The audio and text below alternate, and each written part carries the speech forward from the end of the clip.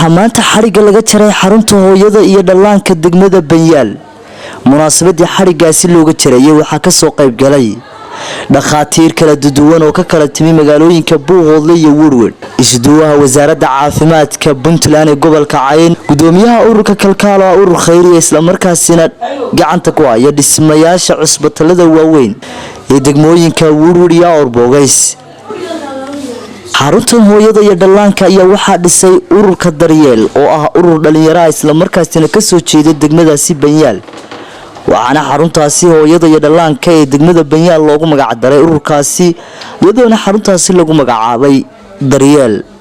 inna aradna al-amanata 'ala as-samawati wal-ardi wal-jibal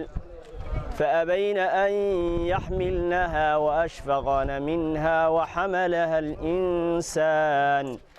إنه كان ظلوما جهولا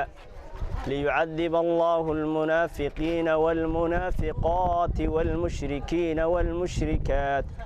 ويتوب الله على المؤمنين والمؤمنات وكان الله غفورا رحيما صدق الله العظيم. إلهي سبحانه وتعالى هينقوا في آيات القرآن الكريم كان ولا ليال داد هدي ميل سوي مادان شيء بواجب كوا مركز تنواجب كوا شيء قاسوا محي ميل كستو إنه تشوفنين إن إلهي سبحانه وتعالى كعبصن وواي عبسيد إلهي ما هميت كحران مساجد دون يا مدارسته يا ميلها عبادة وحوي يمت كحران بوس كستو وقفك ومرة يا ميل كستو تشوفه هدو تاجي هاي iyo haduu jiifo iyo haduu soconayo waxa laga rabaa Ilaahay subhanahu wa ta'ala inuu ka cabsado cabsi dhab laga helo. Ilaahay subhanahu wa ta'ala wuxuu leeyahay wala tamshi fil ardi maraha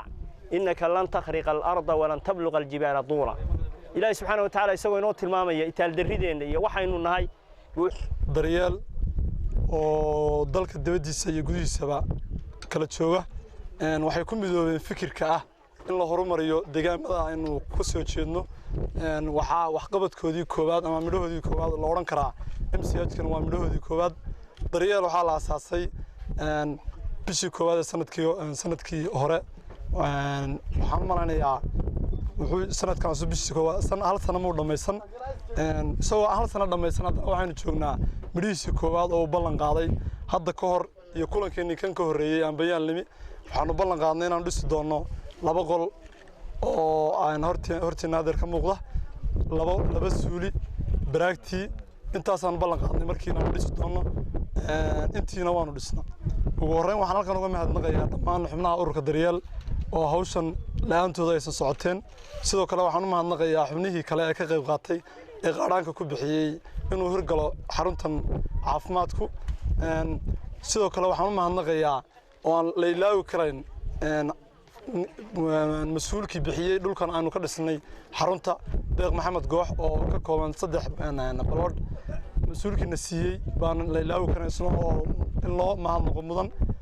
قفقة بلاد كراوي وقلوين وين الشجع أنت كجدال وحنا ما عندنا يا حبني أنا أورك كبحثنا كغيب قاطي ما عاد دونا بحال هذين مسؤول بكرنا شغل لكن لما أنتم والله ما عندنا غيا وحنا لا واحد قشتين iyo midhaha gashateen maanta oo hoos taaganahay maanta Banyaal waxay leedahay maalintii fikirkaanu isugu nimi aanu ka fikiraynay waxay ahayd meel khatar ugu jirta oo xilliyadii shambiyodka oo kale iyo waqtiyadii ka dambeeyay oo iyada ku xanuunsanaysa Banyaal ama foosho ku qabato ama markii uu dhacay xanuunkii de khasaaraha weyn inoo geystay ee xaq rabbi ka qornaayo shambiyodka oo kale ma lahayn cid u gargaarta qof falan ba xidhan mooyee xarun caafimaadna ma lahayn. waxaana dhibaatada in iskaga tustay awgeed baa keentay inaan fikirkan ku dhaqaaqno alxamdulillaah rabbil caalamiin waa hirgelinay waana ma dhameystirno waa qabi hawl kama daalayno baan leeyahay wali waa hogadii hawshu wali barteedii bay taagan tahay waxaan u soo noqonayaa xubnaha mas'uuliyiinta shirka ka soo qayb galay xafladan furitaanka MCH-ka oo baahi weyn qaba.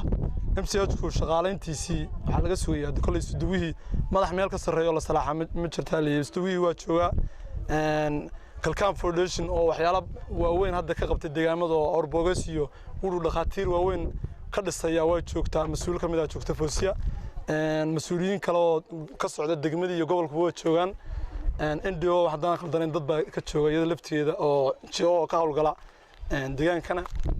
shaqaalayntii dadkii shaqaalayntoodii idinkaa la idinka fadhiya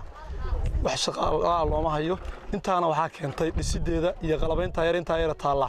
waxaa keentay ururkii dhalinyaradii kacday ee ka dhiidhiday dhibaatada ay ku jiraan deegaankan iyo deegaamo la mid oo ku hareeraysan insha Allah waxaan doonaynaa dhameystirkoodii waa idin qabiyo waa la idinka doonayaa inaad dhameystirtaan oo shaqaalaha aad shaqaalaysiisaan meeshii wax laga dooni karaba ka doontaan dhismihii dhameystirtaan meel bannaan baynu taaganahay deer buu u baahan yahay MCH-ku qolalka in loo kordhiyo u baahan yahay dhammaantood cid kale sugi maayaan idinka idin sugayaan xafladda furitaanka MCH-ka Daryeel waxaan kaloo mahad celinayaa gudoomiye ku-xigeenka iga horeeyay iyo gudoomiyaha labadaba mahad celintii iyo faahfaahintii ururka qaabka uu shaqeynayay waxa dhameeyay gudoomiye Cabdirasaaq Ismaaciil kaliya waxaan ku darayaa waxaa taagan oo ururku u baahan yahay kaabid maaha urur ku tiirsan dawlado ama NGO-yo kaliya wuxuu u baahan yahay markaa kaliya waa fikrad dhalinyaro keentay fikradii oo lagu dhaqaaqay ay ka dhalatay intan aad arkaysaan oo ah 2 qol 2 suuli iyo barkad haddaba waxaan ka codsanaynaa dhammaan marti sharafta nala joogta in ay waxa weeyaan cadeeyaan ama ay noo ballan qaadaan waxyaalaha ay ka geysanayaan mar kasta annaga waxaan naga go'nayd xisaab celin waxaan naga go'nayd karti iyo hufnaan inaan ku wadno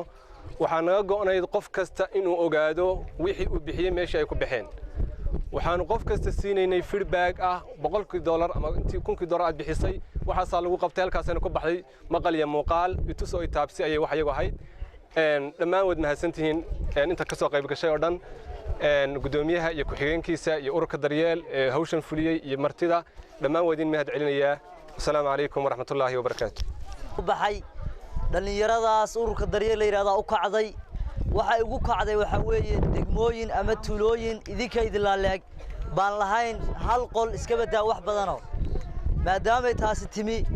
waa xeelad iyo farsamo iyo sakhiraad alle oo ilaahay uu idin sakhiray dhalinyaradaas mandaqadan ama deegaankan ka soo jeeda haddii aad ka aamusteen oo ka warwareegteen anigoo ku hadlaya xubnaha ururka Daryeel isla markaasina member kamid ah waxaan haatan ballan qaadaynaa galabta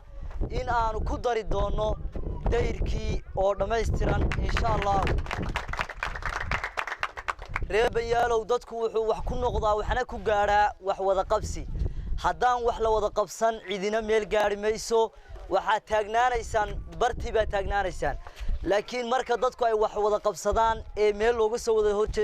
soo wada jeesto horumarka runtii waxaan aaminsanahay in wurwur aad la tartamaysaan buuhood aad la tartamaysaan laascaanood aad la tartamaysaan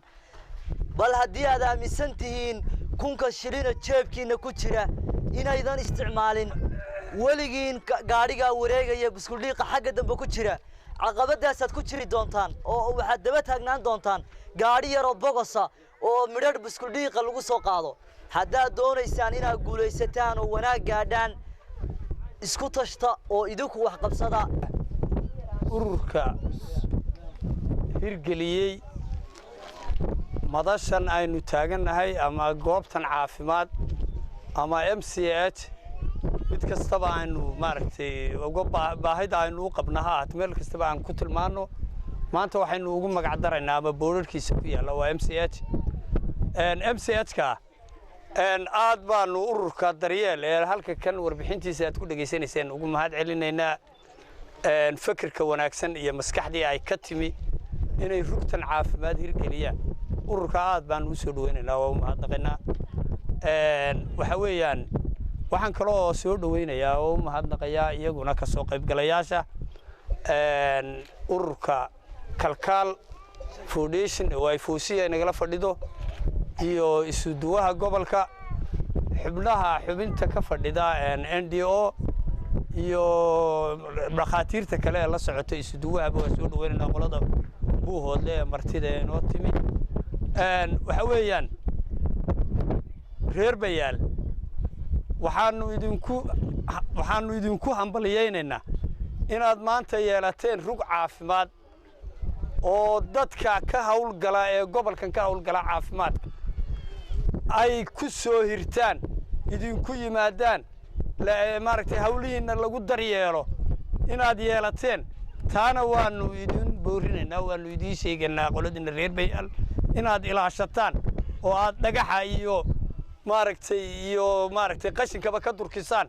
ilaalisaan taana waxa weeyaan reer Banyaal baan dardarankaana siinaya annaga waxa weeyaan qoladayada caafimaadka ee gobolkan ka hawlgasha reer Yurubku waxay yiraahdaan waxay ka cawdaan qulqulka muhaajiriinta bay yiraahdaan moogtay qoliyaha qaxootiga ee ku socda qolo waliba waxay tiraahdaa qulqulka muhaajiriinta marka qulqulkii beeshinka ee ka socday halka kan wururiyo buuhood laba in maanta rug caafimaad oo maaragtay ay baahidooda ula yimaadaan laga furay Banyaal waxa weeyaan aad baan u soo dhaweynaynaa qoladayada caafimaadka ay waxaanuna ballan qaadaynaa anigu khaasan inaanu xilli fursad siino oo ilaa intay cagaheeda isku taagayso aanu ka hawlgallo daawada taalla idin siino mar walba aanu fursad soo siino qolada buuhoodlana insha Allah iyaguna wixii ay ka geysanayaan iyo hay'adaha iyo barnaamijka way fadhiyaan laakiin annagu waxaanu ballan qaadaynaa inaanu frontier idinku nimaadno annagaan sugin in cidi maaragtay dhaqaalana siiso ama mushahar aanu idin eegno haddaan lacagna la siinayn tegi mayno Banyaal inaanu ka hawlgallo oo daawada taalla idin siino oo wacdigelin idin siino saasaanu ballan qaadaynaa waxaan dhammaan u mahadcelinayaa ururkii hirgeliyey meesha maanta MCH ka hirgeliyey waxaanu leenahay ka durkiya halka fikirkii aad inta ku gaadheen maantana waxa weeyaan mid ka baaxad weyn aad ka soo burqato dayrar iyo qolal kale iyo dhismayaal kale intaba iyo shaqaalaha ka hawlgalaya lacag u raadisaan intaba waxa weeyaan kalkaal wuxuu ahaa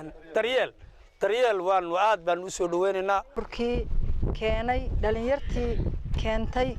in ay dadkooda ka damqadaan dibkii haystay waqtiyadii la soo maray kala duwanaa sida taariikhba maalinba meel ku qorantay shuban biyoodkii waxaan garanayaa inaan halka aanu marba annagan qada iyo quraac iyo casho toon cunay annagoo tii wir noo dayacantay haddana taa aan orod ku nimaadno haddana taa aan orod ku nimaadno oo hal wiil oo Ibraan la yiraahdo mooyaane qof kale aan irbad geliyaa aan markaa jirin iyo islaanta malka la yiraahdo mooyaane alxamdulillah rabbil caalamiin maanta waxay haystaan dadkoodii iyo aqoon leh waxay garteen inay ugu dhisaan maxaan sheegay rug caafimaad waxay garteen inay dadkoodii ka daboolaan dayicii MCH male maxaan sheegay meel yaro farmasiya male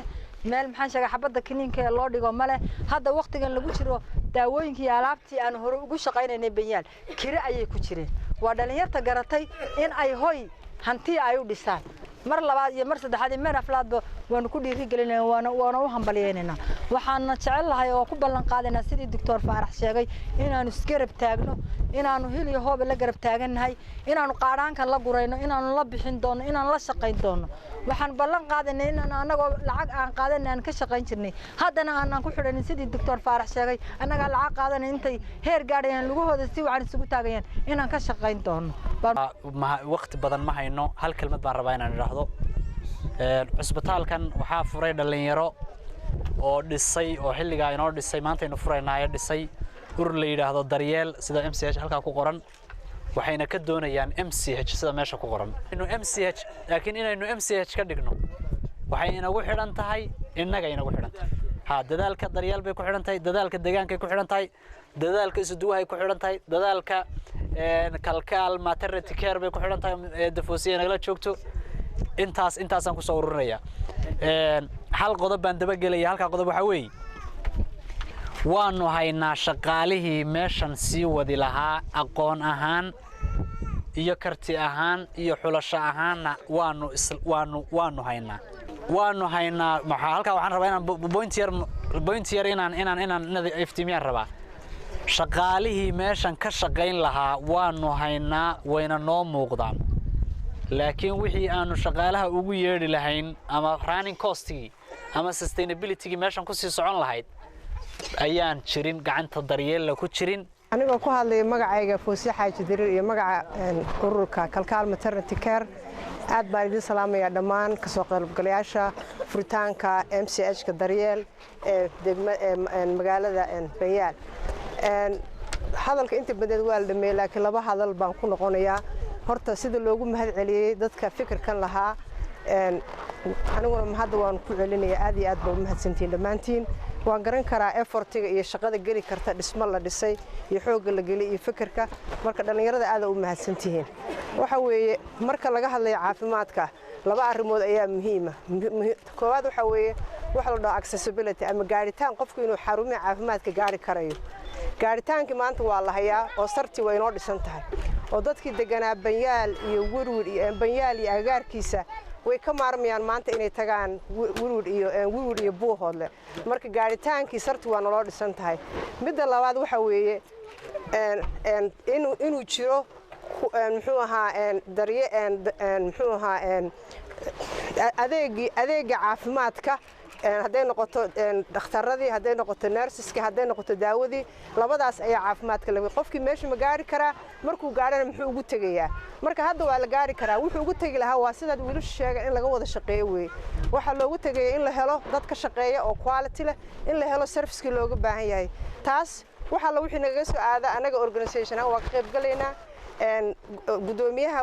wasaaradda caafimaadka ee Puntland ee Buuhoodle Kiimi oo aad u mahadsan isagana waa mas'uulka ugu weyn ee meeshan jooga isagana waxaan rajaynaynaa inuu ka qayb qaadan doono laakiin waxaan aad iyo aad ugu faraxsanahay in stepkii koowaad oo accessibility meeshii la gaaray la sameeyay oo muhiimadii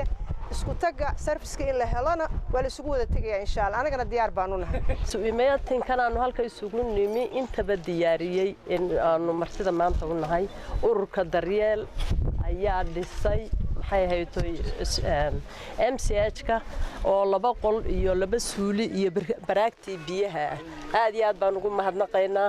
sheekadu hadda waa soo gaabatay oo warkii waa la dhameeyay waxaan u mahadnaqaynaa bahda caafimaadka oo gudoomiyaha oo uu isuduwihii gobolku socdo Maxamuud Awdal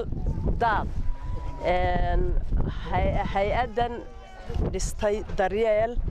aad baan ugu mahadnaqaynaa ama dalha ka dhisan Banyaal si wacan ba hadda waxbarashadii iyo caafimaadkii oo hadda la dhisay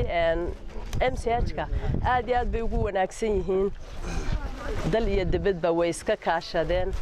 qolada dibaddana khayr ilaahay ha siiye aad iyo aad bay u dadaalaan haddana waxaan leenahay hadaalina madaalooyin hadaalina qolada dibadda weeye Foosiya way nagala joogtaa oo waxa iyaduna ay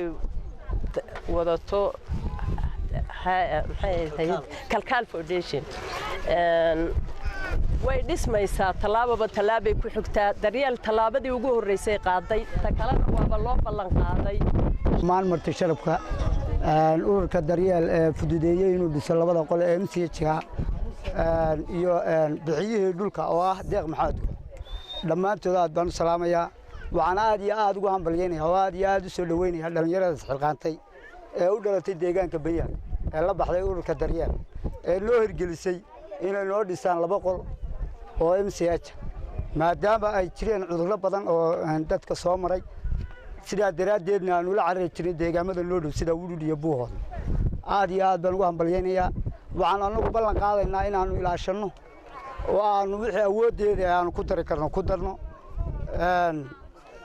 sida ay sheegeen matalan deedeyrkaan ku darsan karnaa waxaan ku darsan karnaa ilaalintiisa iyo dhaqaalihiisa awoodeeda wixii aanu geysan karno waa geysanaa waana soo dhaweynaa iyagana assalaamu calaykum waraxmatullaahi wabarakaatuh gaar ahaan waxaan aad iyo aad u salaamayaa Marwo Foosiya oo ka socota ururka Kalkaal waxaan ku xijinayaa isuduwaha gobolka Cayn bahda caafimaadka oo doctorkoodii uu hogaaminayna aad iyo aad baan soo dhaweynayaa aad iyo aad noonu salaamayaa ee degmada Wirwir waxaan kaloo aad iyo aad ugu mahad celinayaa ururkii hirgeliyay dhismahan aynu maanta furayno ee ururka Daryeel markaan ka hadlo hadafkii loo aasaasay dhismahan aynu hadda maanta furayno way ahayd baahi taagneed oo caafimaadka waxayna ka soo bilaabantay xilligii xarunka shuban biyoodku ka bilaabmay deegaanadan ayaa waxay dhalinyaradaasi aragtay inay meeshani ay taagan tahay baahi weyn cid kale oo ay u shaqeyshan karto hawlaha si degdeg ah u fulin kartaana inaysan jirin ay noqotay dhalinyaradaasi inay iyagu isku noqdaan oo isku tashadaan oo yiraahdaan see deegaankii waxa ugu qaban karnaa deegaankaasina dhalinyaradaasi waxay ka koobnayd dhalinyaro fadlan badan oo dal iyo dibadba ah dhismahaasi wuxuu ku kacay qarash gaaraya $8,000 labada qol iyo masquulahooda $8,000 waxaa fuliyay ururka daryeel iyo ciddii kale ee ay kaashan karayeen waxaa kale oo shakhsi gaar ah oo si gaar ah isagu u sameeyey oo ku darsaday MCH-ka barkadii shakhsigaas oo ahaa Cabdisalaan Ruuraa الله خير أسيا نكاس شخصيات ديس أيو جار ودرس ذي بركداس وكوك عادي يكون يصدق بقول يكونتون دولار سجوا جار بولا بحي سيجارنا بارجو مهالعلنا وحكلوا هذا يا دسول وين يا وجبا غيا وهذا مدرسة أنا أقول مغطى أنت قول لي من أضيع عايكو وحكا دايركي قالوا كيلو سيكورديو شغاليه كشغالين لها قالوا هذي مشاهر كودي أنتم بوحي نقول بدنا تروح مغن إذا لا عدي ده كيف يدين كي شخص بحناية كي داير بحناية كي قال خضرية ده وحو فرن عد كستا يا مرتشرفت يعيد أنا جم مغني يتيو غربة شوقة يعيد كستا بقى وحنوب حي يا دمان بشوي أنت ماشي سكتوا هير باليانبا أنا وحنوب حي وحوي حنكسر هذا إنديو هايد أما إنشاء وش كشغاية دمان قبل كعين دقموين كيس يو أنت وسط معدا هذا كورنا مدة صدح بلادي نكشغيني بالدقمة بنيال يهريره هذا ويمكن مدة يمكن بيشنا يراه هكذا جاب يركيره يمد إن شاء الله هذا السيد أول خصيها بدن وأسبوعين صوص هذا برنامج كي وبلامية وهلك نشغل ونقبل بدونا هنكون رجونا هنا لوري إنه وأنه شغالة يتيمون كمان كشغ أي ميدان لوان MCH كان السيد أول خصيها بدن أنت هاي عد كستبا أو كلها لك عشته لكن ضل يرنو ما دام أي قبتين أنتنا أيدين قبتين ما شاء الله يدينكم فلان كمل قاد يكبر ضبوي أنت مركب وحويان إذنكم حا هذا بيدي الله تعالى ماشي وحي سويدين لم حيدي يلا وحيدي يلا إن حوله بعد هاي ستان دقاله بعد هاي ستان مال والبقاء منايا كان عستدي بشرته أو ديجانك oo iyaga laftooda inay dhabarka gaabiyaan aan loo baahnayn inay mar hore hadlaan oo is sheegaan ay ka mid tahay waxa weeyaan marka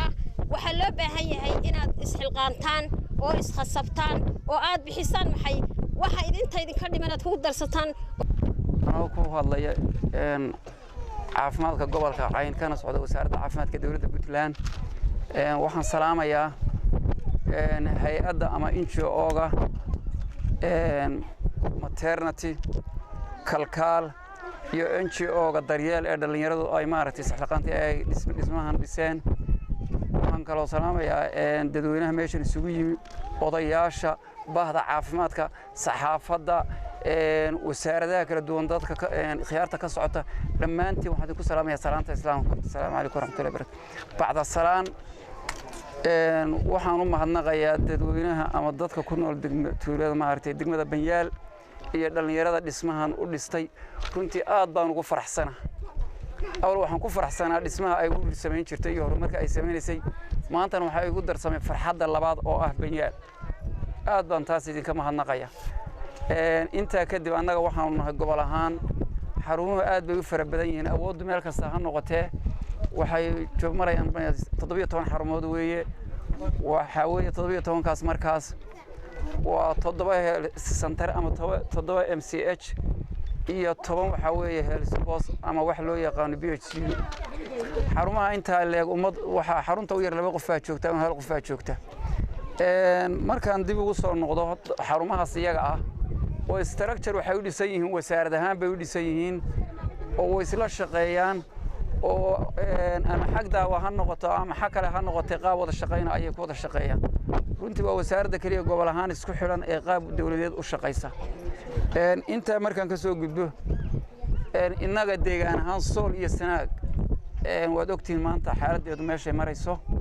Soomaaliya inaynu dib u dhac weyn kaga jiro taana waxa keenay waa wada fahansanahay u malayn qofna loo sheegi maayo duruufaha keenaya dadka kama liito 9 bilood baynu ku wada dhalanay kamana cilmi yara kamana siyaasad yara kamana dhaqaale yara laakiin waxa keenay waynu wada garanaynaa see marka teena hawsha iyada ugu gudbi karaa waxaanu uga gudbi karaa inaynu isku tashanno oo wada shaqeyno oo in 28 sano maanta Soomaaliya hay'aduhu ka qayb qaadanayeen 28 ka sano hay'ad UN oo international hay'adaha ugu waaweyn adduunka sida UN ko kale ama hay'adaha ugu waaweyn UN ta hoostaga oo buu ama gobolka Cayn toos u soo gashay ama Sool ha noqotay waa yarta waxa kale waa injooyo soo maartay ka soo qaata kunturaad ka soo qaata hawshaas marka waxaa la rabaa inaynu inaga isku tashanno sida dhalinyaradaas isugu tashadaan isku tashanno wixii kale ilaahay inoogu soo diro falilahi alxamdu weeye laakiin waxaa la rabaa wixii inaga marka awoodeenna inaynu horta aynu isku dayno ka neefka raacanaya ka magatuulada dabka maqaaxida ku shidanaya